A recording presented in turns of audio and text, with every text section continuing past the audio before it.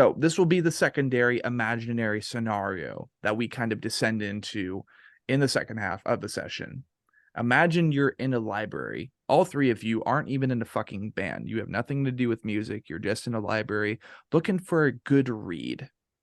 And you run into what is the album cover. And ironically enough, it really works with the aesthetic of that analogy, because this book would look exactly like a Bible. But you're like, what is the Eld Teltament? Like, is that Latin? What's going on here? So you grab the book, you flip it over, and just like any other book in that library, you have a little summary on the back. What would that summary be to all of you guys? Um, well, uh, hmm. I'd It's a say, great question. I'd say that, I'd say that I'd sum the summary of the EP would be pretty much a book that is chapterized by stories from the Bible put to the extreme, or a summary of a bunch of, yeah, just condensed stories from the Bible that have been put to its utmost extremity. Like there's watering something down, whatever the reverse of that is, we're doing for Bibles We're stories. we're So we're bringing it back up from the depths. yeah, We're literally, we're like show we're showcasing. I guess. Well, now I know a simple way I'd exaggerating. put it is we're showcasing the evils of mankind. Oh Because, like Don said, there is like some stuff that's in there, like lyrically, that's like showing like how bad some of the stuff was. yeah, Like, the lyrics for these songs are fucking ridiculous, but they aren't anything that, I just came up with, like, well, outside of Stillborn, that's not really a story from the Bible, but Death Preacher, Dream Eater, even God Equals Dog, really, they all come from heavy biblical implications and backgrounds. And Dream Eater, especially, is one of the more, like, if you did your homework on the King James Bible and who King James really was before he wrote the Bible, then Dream Eater is really, like, is one of the more fucked up songs, even though it doesn't have the worst lyrics. Right. But yeah, like, Dream Eater is when So, you, in hindsight. yeah. So perhaps a good way to compact all that you, Donovan and Alex provided, the Eld Teltament is the first volume from Isaiah, the embodiment of rebellion, the adversary of God. And it would be like semicolon. This is a de-earthing, I think that'd be the word, like digging up. yeah, We're digging up the dirty secrets of the Bible, and we are drawing them into dramatic proportions for the sake of entertainment and to help people understand how evil the Bible can possibly be. And after Yeah, all, the King James version of the Bible, uncensored, unhinged, had a lot of dirty secrets in it. And yeah, like bands such as Nithful, who really, Nithful is the only one I can think of at this moment who did that with the creation of God. So maybe you could compare this to the creation of God.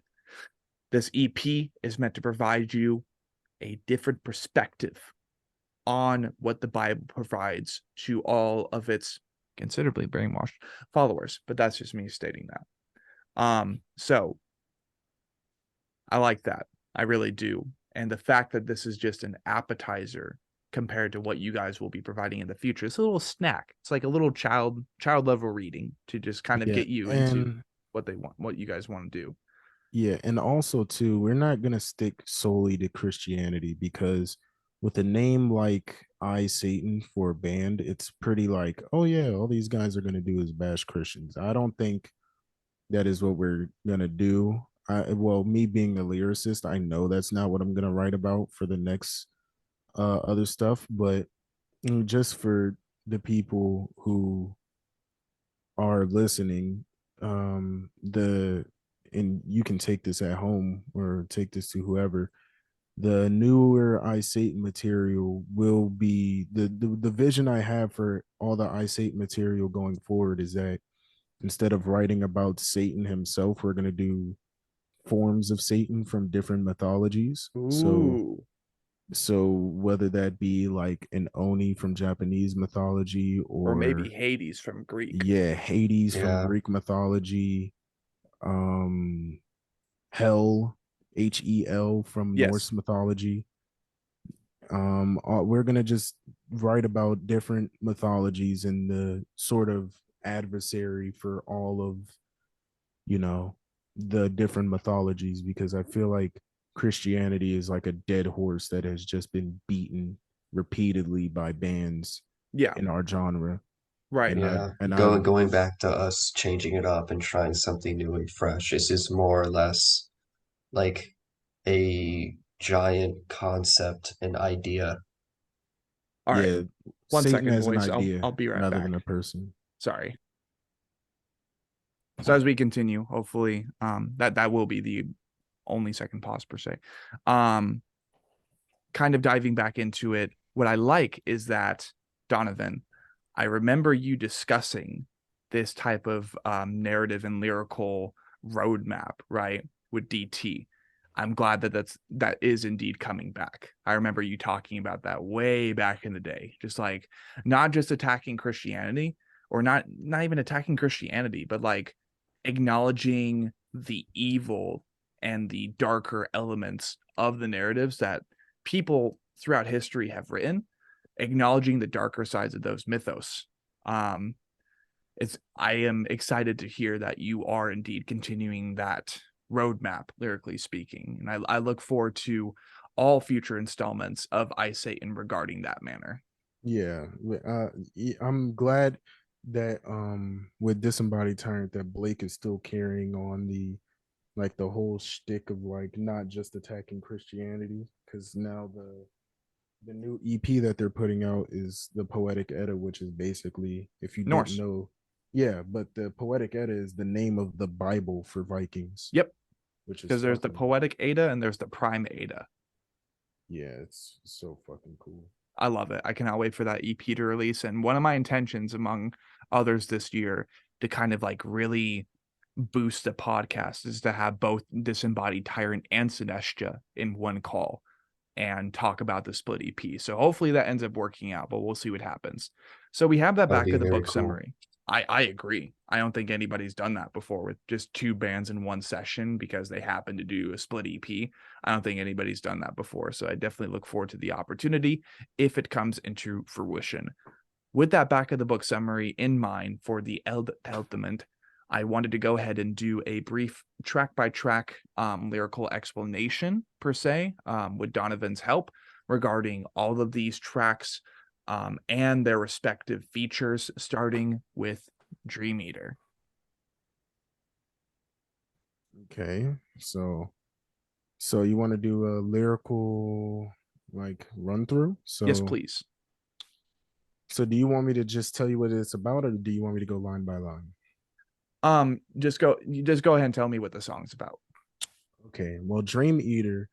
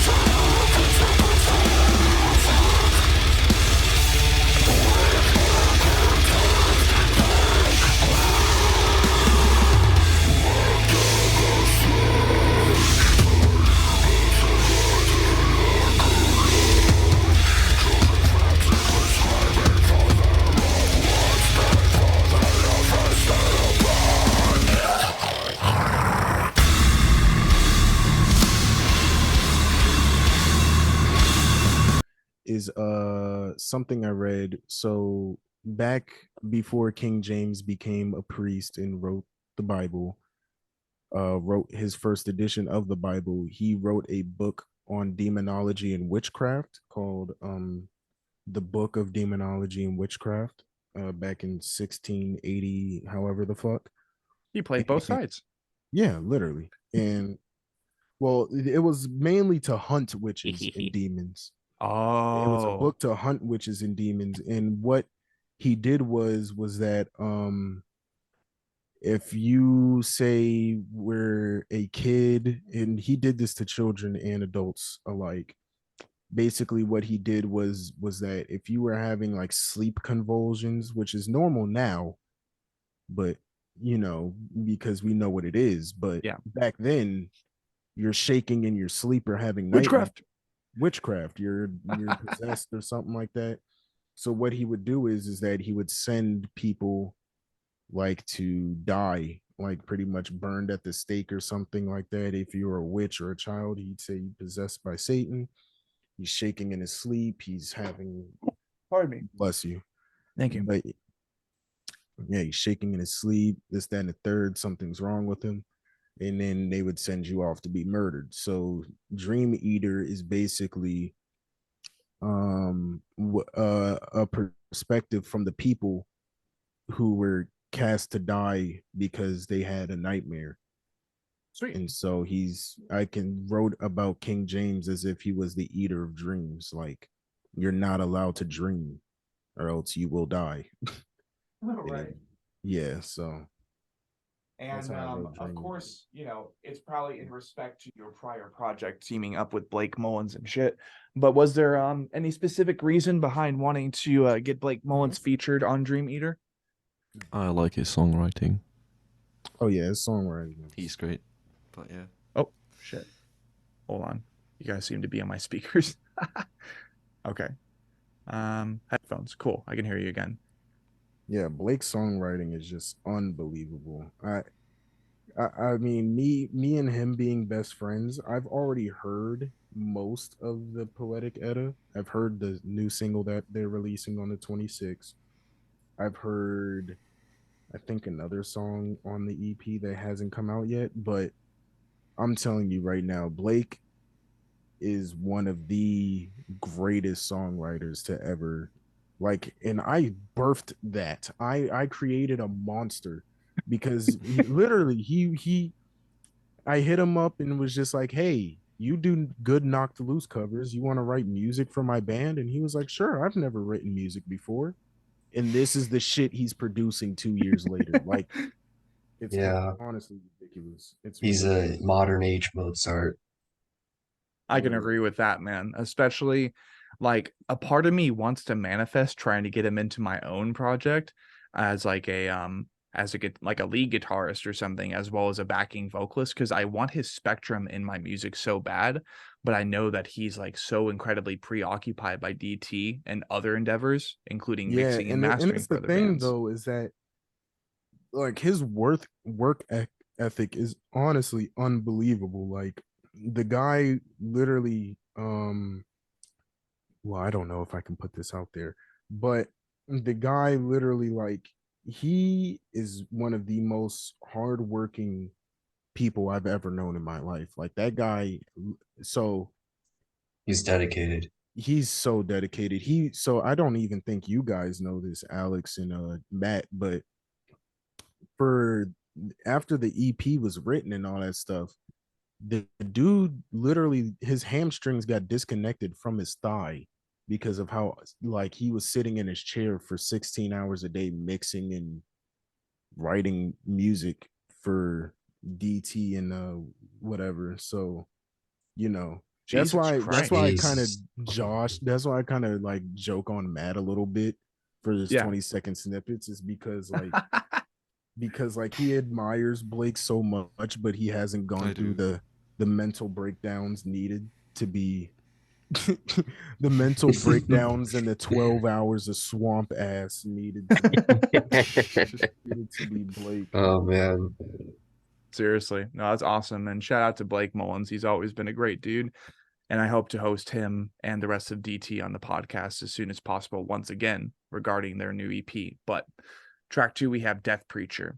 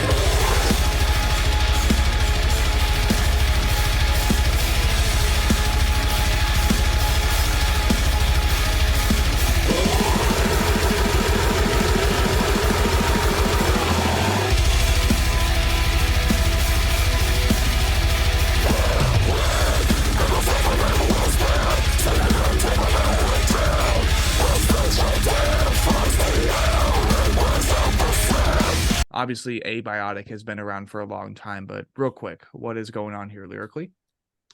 Death Preacher is another song really based in on the Bible. We're just beating up King James pretty much with this EP. Is that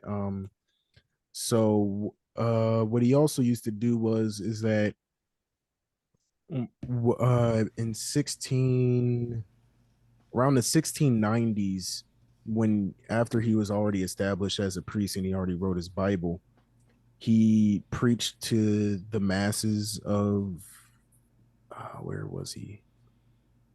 He preached to somewhere. I forget where it was, but he preached to somewhere, and then literally the day later, 85% of the population, or not the population, but 85% of the people who showed up to his speech died. And they say that his words is what killed them, because he basically called a lot of people out, calling them non-believers, and you're not doing this right, you're not killing enough kids, whatever. So he that's why I basically wrote Death Preacher, is basically like whatever this guy says is fucking is gonna kill you if you listen to it long enough. Right. And what was the reason for I forgot the specific vocalist that you got Travis Bartasek? I got him because, dude, literally, like Abiotic for me has encapsulated death metal in a deathcore sounding environment. Like, they're not deathcore, but they're it's close enough. But the death metal side of it overpowers it just good enough to where it's like, okay, this is solid. And for I Satan wanting, like, attempting its first attempt at trying to be death metal, thought who better really. I don't, because I had the option to get like a big deathcore vocalist on it, but we're not deathcore. We're not trying to be. So right, that makes sense. Track 3, we have Stillborn Angel, which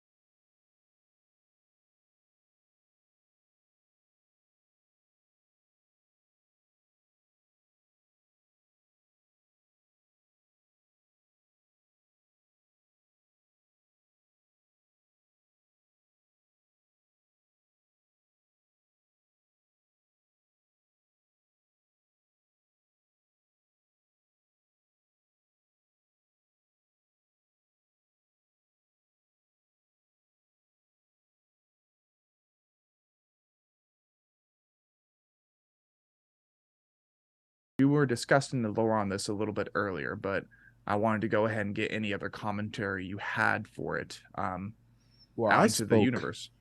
I spoke on Stillborn Angel a little bit, but I want the other guys to speak on this as well because they Yes. still haven't told me their direct reactions when they read the lyrics. But I did write Stillborn Angel because it was a concept I just came up with, was that what would happen if an angel somehow fell in love with God's creation, a human, and they ended up having a baby.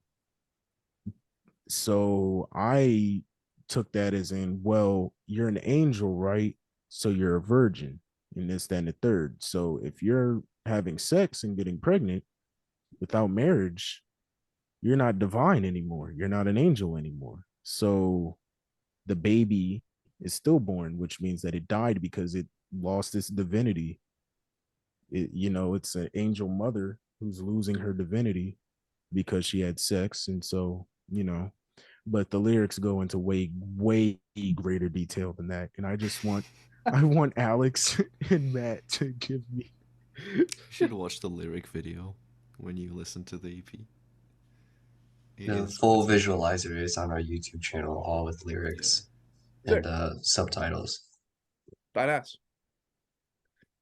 And Yeah, what Alex, I just want to hear it for the sake of me. Alex, Matt, what was your thoughts? Dude, the whole idea of it, I'm just like, where and how do you come up with this? And like, why is it so fitting and brutal? Like, I don't It's get like it. gross, I'm but like, I'm not a yeah. lyricist or anything. Like, I literally just hit things, make noise, I smack tubs. So it's like I can't come up with this kind of stuff. Like when it comes to me writing lyrics, it's awful. Like I've had a school project where I had to write lyrics about Texas, wasn't it? taxes. Yes, that's right. I showed you, didn't I? Yeah, That's I right. remember that. Also a secret King Malice song because I had Joseph help me with the guitars for that, and I did the vocals over top of it. But yeah, no. I don't know if that's ever gonna drop on my YouTube, but hey, maybe one day I might just say, ooh, publish, and Yeah. maybe it'll go somewhere. But it's funny though. It's funny. It's Yeah. funny. Matt, did you have any commentary for it? Pretty much same as Alex. It's gross. It's Brutal. whatever. It's oh my Yeah. God, dude. That's my it's my attempt to be it's my attempt to jab at Infinite Annihilator. Like, you That's think fair. you can write fucked up lyrics? We show you something. Let me Yeah. show you something. And you know what though? It's not fucked up for the sake of being fucked up, which is why it's not like, it's disgusting with substance. Like, it's a story being told. I'm surprised that I fit an entire story of a birth to something like that in a Yeah. full song. And But now there's people putting lore behind it, and now it's just spawning something else. It's incredible. Might as well be your mascot eventually. I guess so. We're gonna have to figure something out. Right. Well, the last song we have on this EP, Mr. Parchment, would be God Equals Dog.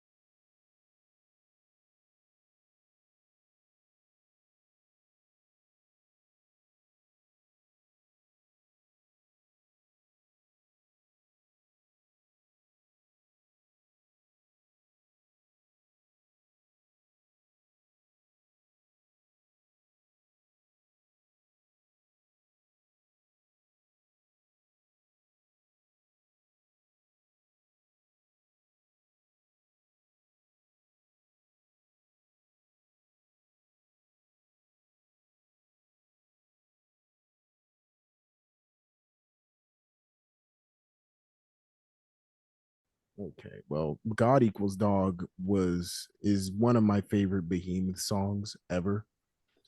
And Matt hadn't listened to Behemoth much, so at first we were gonna do Lucifer, which we still might do it later on in the That could future be fun. Yeah. as a cover for Behemoth, but from Behemoth. But I put him on to Behemoth, and I was like, yeah, you should check these guys out. What are you doing? You want to write black and death metal? Listen to Behemoth just to get some inspiration. And he was like, dude, this God Equals Dog song is fucking ridiculous. So I was like, you know what? We're gonna do it.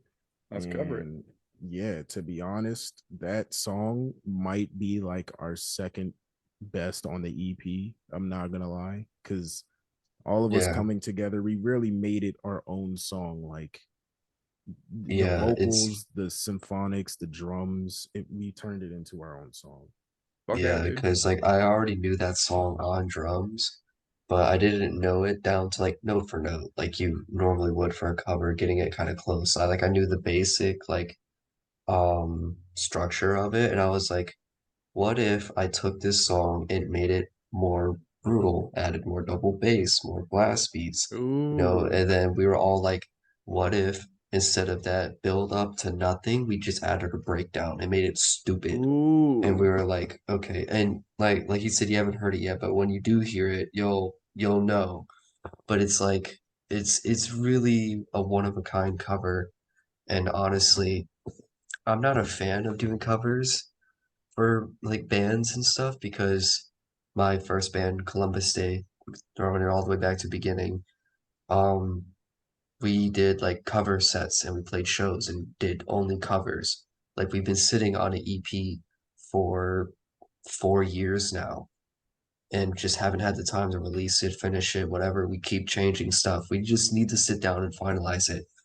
But it's like I try to avoid doing covers, but like this is one of those covers, and I'm like, yeah, this is something special. Like this is Sick. something like if we were to have a show or whatever, hypothetically speaking, and everyone's like, one more song, we can throw that song on there and probably play Definitely, it. definitely. That's It's awesome. just Great closer. it's still a cover, but it's one of a kind, and we've made it our own. And we've And gotten people saying like better Behemoth or we wish Behemoth sounded like you guys and stuff like that. And it's just it's cool. It's cool to and hear. as far as I'm concerned too, when I was first understanding what covers were, I kind of thought that's what they were. Was like grabbing a song and adjusting it slightly to make it your own. I didn't realize that people would go like note for note or note by note with their Yeah. covers. And for example, Dickie Allen covering Sun Eater. I was hoping that starting out that song they would have just like very very filthy, just like just really creepy and just like skin like goosebumps and all that type of shit, because it would be like a creepier version of Sun Eater, and then Dickie Allen would put his vocals over. So for that matter, that cover kind of disappointed me. Other than that, Yeah, vocally speaking, it sounded great, but I was like, you could have made it a little bit more Infinite Annihilator, especially because it was like Dickie Allen of Infinite Annihilator covering Sun Eater, originally performed by Lorna Shore. I'm like, oh, does that mean the rest of the band's gonna get on this? And then no, like I don't yeah, know. Yeah. I wasn't really into that. Like I'm like, cool, yeah, Dickie Allen vocals, but what about Dickie Allen? Or what about Infinite Annihilator version of Lorna Shore? Like, what the fuck? Anyways, I look forward to whatever covers you guys decide to do in the future that end up being an encore song. I think people should be doing that a lot more too, just to say, yeah, this is a band that we all love and we weren't here first. So it's like, why not? But It's like paying homage. it's paying homage. Exactly. With that being said, shunk.